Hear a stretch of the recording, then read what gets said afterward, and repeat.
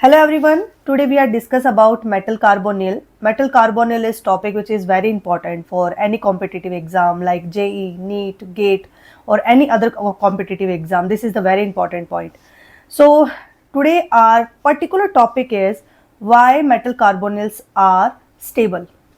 Okay, for example अगर हम इसके compounds को देखें तो metal carbonyls के examples हैं like nickel CO4 और FeCO5. These are stable species. Okay, stable. Other other organometallic compound metal carbonyls are stable, but the point is why these compounds are stable. So let's see. Okay, so इसका reason ये है कि metals carbonyl जो होते हैं वो back bondings में participate करते हैं. Metal and carbonyl form back bond. Now this is the main term which we will discuss in this particular topic, back bond in the metal carbonyl. So बच्चों देखो, अगर कोई मेटल है, so metal क्या करता है लिगेंड्स के साथ मिलकर, because carbonyl is a ligand, right, carbonyl is a ligand, तो ये क्या करेगा अपने इलेक्ट्रॉन को डोनेट करेगा. कार्बोनिल जो होगा वो अपने इलेक्ट्रॉन्स को क्या करेगा डोनेट करेगा. कहां पर डोनेट करेगा बच्चों? मेटल के वैकेंट ऑर्बिटल में. ये अपने पाई इलेक्ट्रॉन को डोनेट करेगा. पाई इलेक्ट्रॉन को क्या करेगा डोनेट करेगा कहां पर? मेटल के वैकेंट ऑर्बिटल्स में. ओके, इन पाई इलेक्ट्रॉन को मैं ऐसे भी रिप्रेजेंट कर सकती हूं, that's there is a CO, okay, and carbon have electrons. So ये क्या करेगा यहां पर अपने पाई इलेक्ट्रॉन्स को डोनेट करेगा. और यहां पर जो मेटल के ऑर्बिटल्स होंगे वो कैसे होंगे? वैकेंट ऑर्बिटल होंगे. सो ये तो नॉर्मली कोऑर्डिनेशन कंपाउंड्स की बात है, कोऑर्डिनेशन बॉन्ड की बात है, जहां पर मेटल के वैकेंट ऑर्बिटल, मेटल का वैकेंट डी ऑर्बिटल पार्टिसिपेट करता है और लिगेंड के वो ऑर्बिटल पार्टिसिपेट करते हैं जहां पर इलेक्ट्रॉन डेंसिटी होती है. सो यहां पर CO के कौन से ऑर्बिटल में इलेक्ट्रॉन डेंसिटी है? पाई ऑर्बिटल्स के अंदर, राइट. सो ये यहां से क्या करेगा इलेक्ट्रॉन डेंसिटी प्रोवाइड करेगा, जिस वजह से ये जो डोनेशन है it will be like okay, CO will be donate it's electron density towards the metal vacant orbital. This is called coordination bond. And जो कोऑर्डिनेशन बॉन्ड होता है उसको हम क्या बोलते हैं? सिग्मा बॉन्ड भी बोलते हैं. This is sigma bond. But ये तो नॉर्मल बात है, हर कोई लिगेंड और हर कोई metal can form coordination bond. This is very normal. But the different thing is, what is back bonding?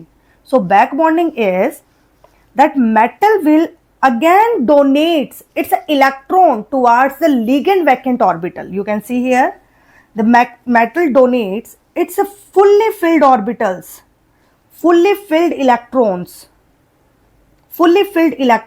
There is a d orbitals, fully filled orbitals, okay, will donate toward the vacant orbital of ligand.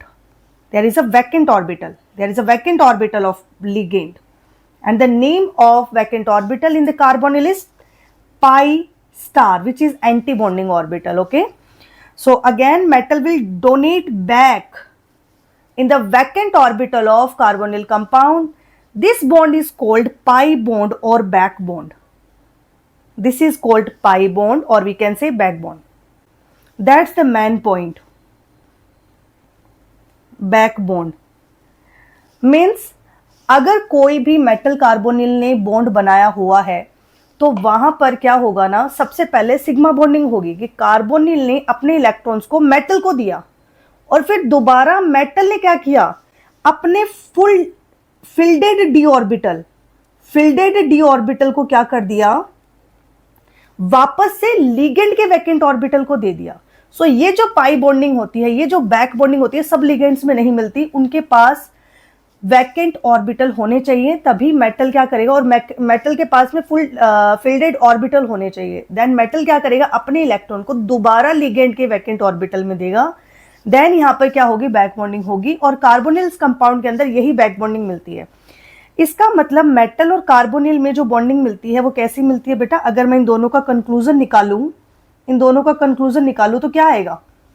सो ये आएगा कि भाई metal ने सबसे पहले carbonyl के साथ bond बनाया, मेटल ने कार्बोनिल को ओके। सो इसका कंक्लूजन क्या आएगा बेटा? फर्स्ट ऑफ ऑल लिगेंड ने मेटल को बॉन्ड दिया, लिगेंड ने मेटल को क्या किया? इलेक्ट्रॉन्स दिए, जिसको हम बोलते हैं सिग्मा बॉन्ड। और दोबारा जो मेटल था उसने क्या कर दिए? कार्बोनिल को इलेक्ट्रॉन बैक दे दिए, इसको हम बोलते हैं pi bond. That's why metal और कार्बोनिल में सिग्मा और पाई बॉन्डिंग दोनों मिलती है। अब इस बॉन्डिंग की वजह से क्या होता है, जैसे सिग्मा बॉन्डिंग जैसे जैसे बढ़ेगी पाई बॉन्डिंग वैसे वैसे बढ़ेगी, अगेन पाई बॉन्डिंग बढ़ेगी तो दोबारा सिग्मा बॉन्डिंग बढ़ेगी, तो ये दोनों बॉन्ड एक दूसरे को क्या करते हैं? बढ़ाते हैं।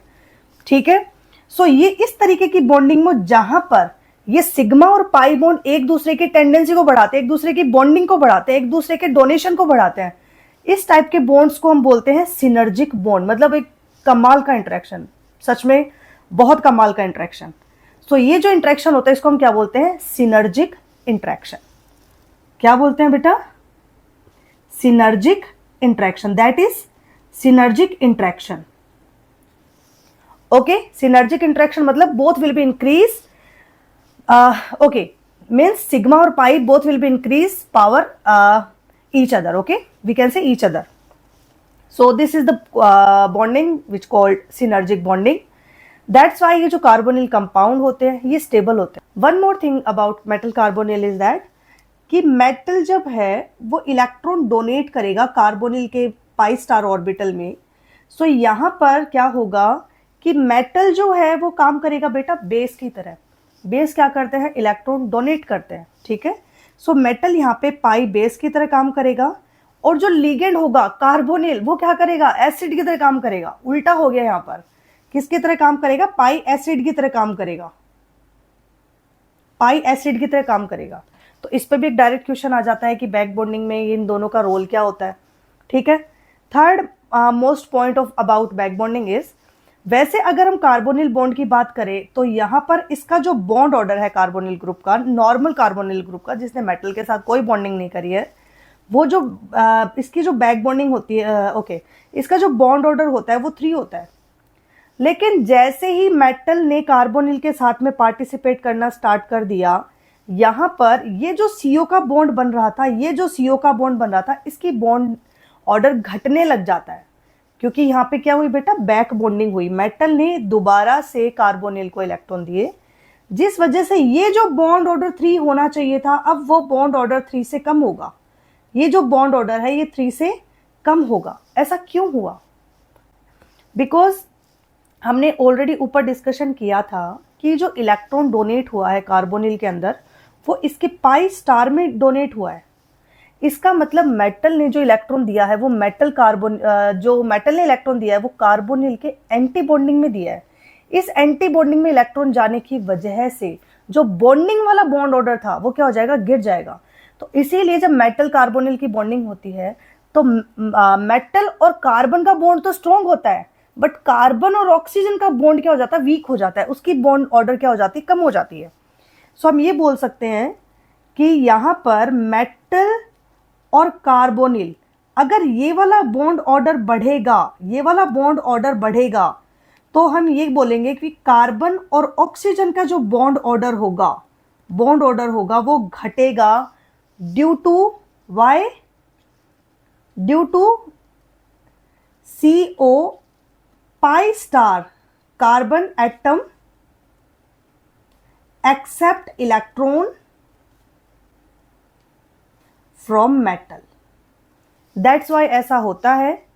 ओके, बट मेटल कार्बोनिल की स्टेबिलिटी का जो रीजन है वो है बैक बॉन्डिंग, और ये जो बॉन्डिंग होती है बहुत कमाल की होती है। ये ही पर्टिकुलर पॉइंट है जो मेटल कार्बोनिल की बॉन्डिंग को इंटरेस्टिंग बनाता है और अदर कंपाउंड्स के कंपैरिजन में डिफरेंट होता है। यहाँ से क्वेश्चंस बनते हैं, और which is most important topic